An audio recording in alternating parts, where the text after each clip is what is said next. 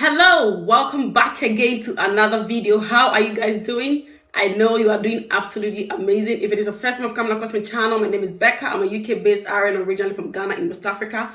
On this channel, basically, I talk about nursing. I do lifestyle videos, a little bit of me, fun and positive vibes here and there.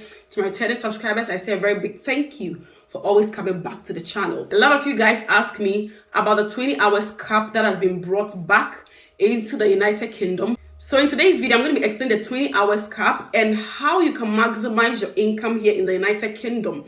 I want you guys to make that money that you want to make whilst you are in the United Kingdom, because why did you cross 77 rivers and oceans to come to the United Kingdom? Yes, you came to advance your career, but professionalism doesn't pay the bills. The money does. Oh yes, you heard me.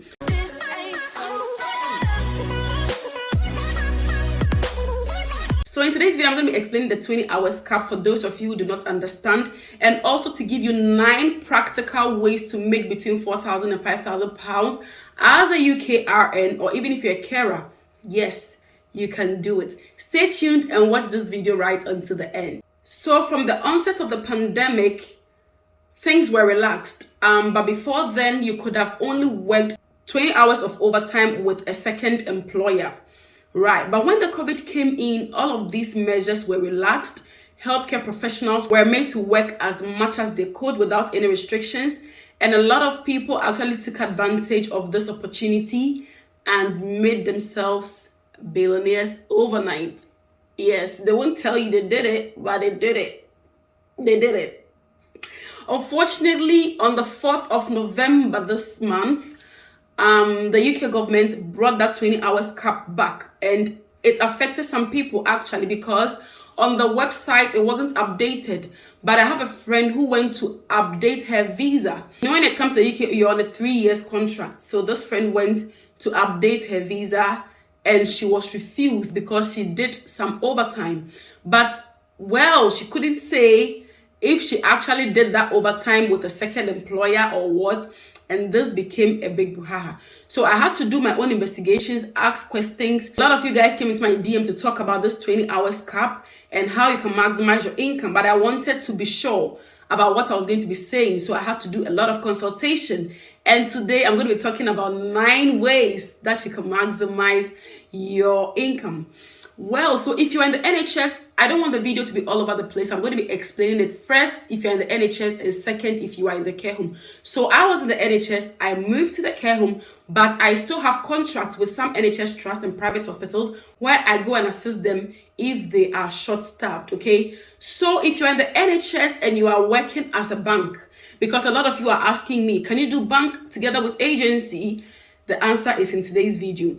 If you are in the NHS, some of the NHS banks are operated by a third party. So for those of you who do not know what NHS bank is, it is like a system or a structure that gives overtime to staff with a little bit of enhancement for them. Some of the NHS trusts have their banks being operated by a third party.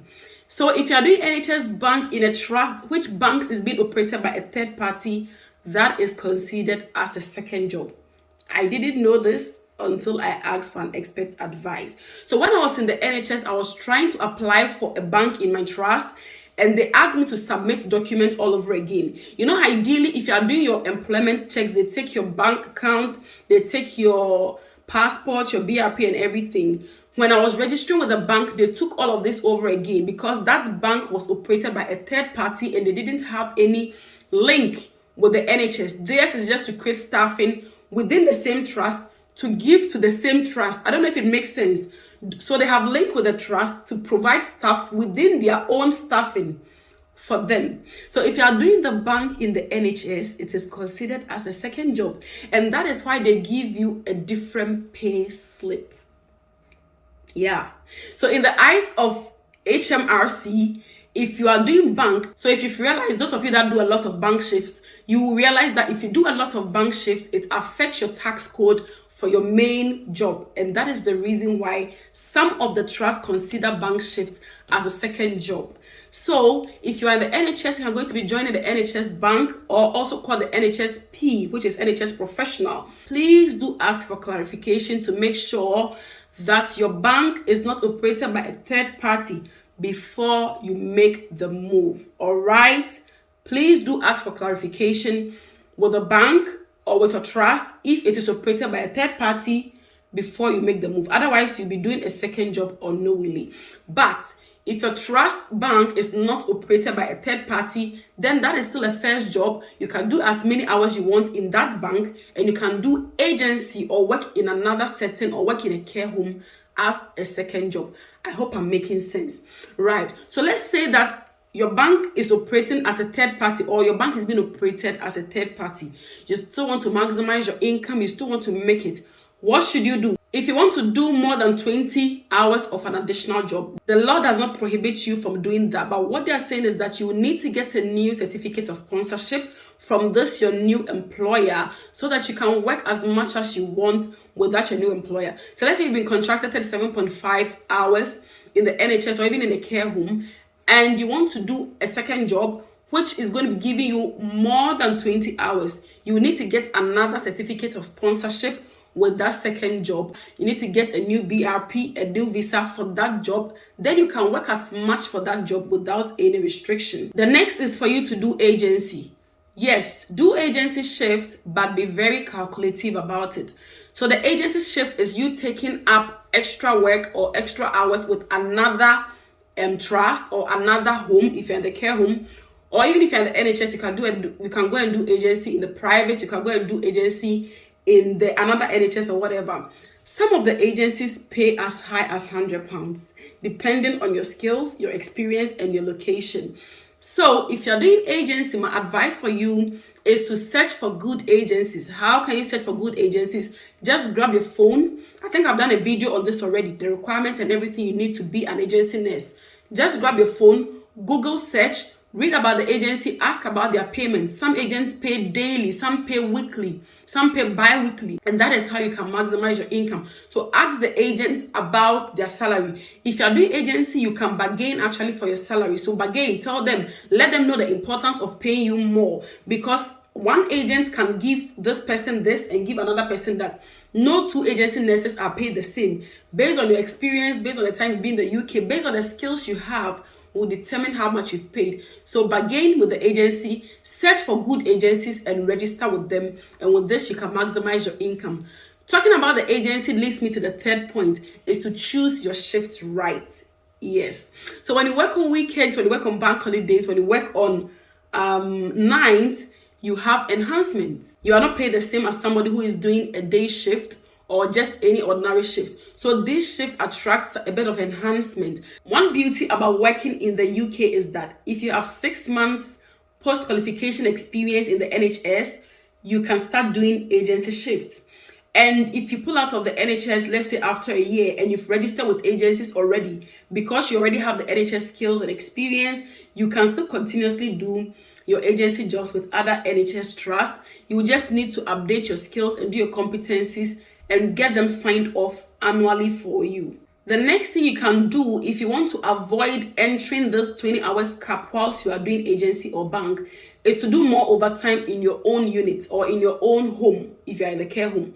So instead of you going out to do more agency outside, because you only have 20 hours to do the bank or the agency, if there is an overtime that comes in your own unit, that one is not counted as part. It is all still within the same job.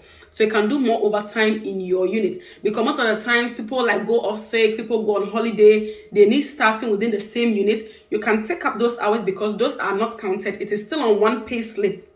So that is not counted as part of a second job or an additional job. It is still recognized as a first job. So if you can do more of that overtime, it means that you still have 20 hours to spare outside so that you can go and do your bank or agency with that 20 hours. If you are in the care home, we have a document that you sign to say that you are happy to work more than 48 hours. It's even in the NHS, not just in the care home. So when it comes to the UK, you know that by right, nobody is allowed to work more than 48 hours because that is termed as an institutional abuse or an employee abuse.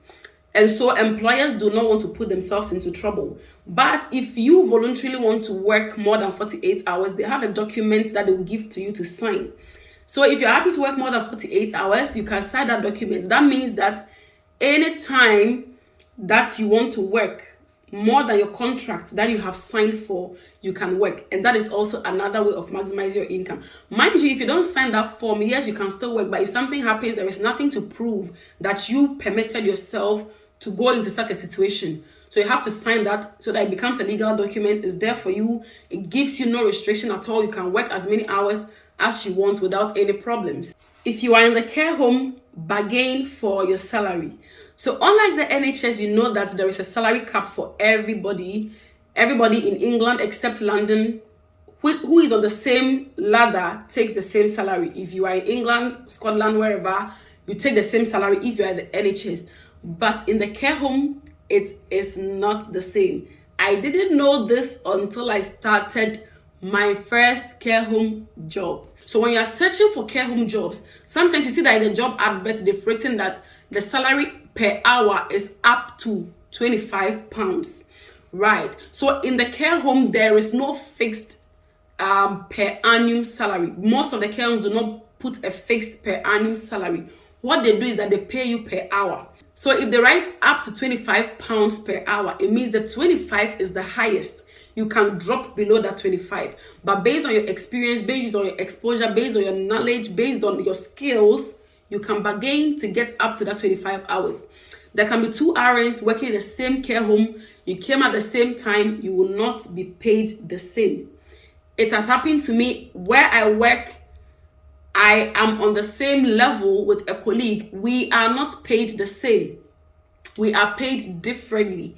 Everybody you see on the rota has a different salary. We can be the same rank. We may even have come at the same time. Someone may even come after you, but they'll be paid more than you. Recently, I saw a job advert of where I am working. So the same position I'm doing, the same shift I'm doing, the same everything I'm doing, the salary for that job advert is more than what I am currently taking. So if somebody applies for that particular job and the person comes after me, he or she came to meet me, I am a senior than him or her, but they are going to be paid more than me. That is how the care home structure is. So that is why it's not even advisable to stay at one place for long. So whilst you are here, you are fishing out, you are reading more, you are gaining more knowledge, you are gaining more competency, and you are looking for other opportunities, or you want to climb up the ladder. So bargain for your salary. If you see the advert and it's written up to £23, it doesn't mean that you will be paid £23. They can tell you they'll pay you £20, £19, £18, maybe because you don't have experience or you didn't even bargain. You don't know you can bargain for that. So when you go for interviews, let them see the reason why they should pay you more. Let them see the reason why you deserve to be paid more. Showcase your knowledge, showcase your skills, showcase your ability, communicate effectively, bargain. And you can hit the highest mark for that job advertisement. The last but certainly not the least is to gain more knowledge, skills, and move up the ladder, and if possible, specialize in a field.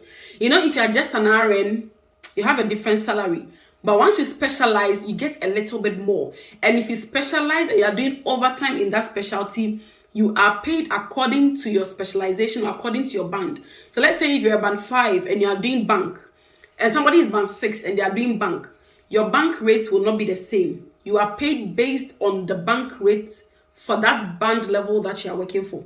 So the higher you go, the more you are paid. That is why it is good to aim to go higher. Don't stay where you are. Don't be comfortable where you are. It doesn't mean you are greedy, but it is just human, something that has been planted in human. You shouldn't feel comfortable just being a band 5. You don't want to move up the ladder. You don't want to have a new challenge. You don't want to do anything. If you see a band 6 role, apply for it. If you see a band 7 role, just give it your luck. If you read the job description and person specification, and if you feel like you meet the necessary requirement, I'll advise you to go for it. Shoot your shot. You never know. You might be lucky. With this being said, I wish you all the very best in pursuing your career and your goals here in the United Kingdom. If there is anything that I haven't said that can make you also maximize your income and earn between £4,000 to £5,000, let's put them in the comment section. Let's all learn and interact with each other. Until we meet again in my next video, guys. Bye.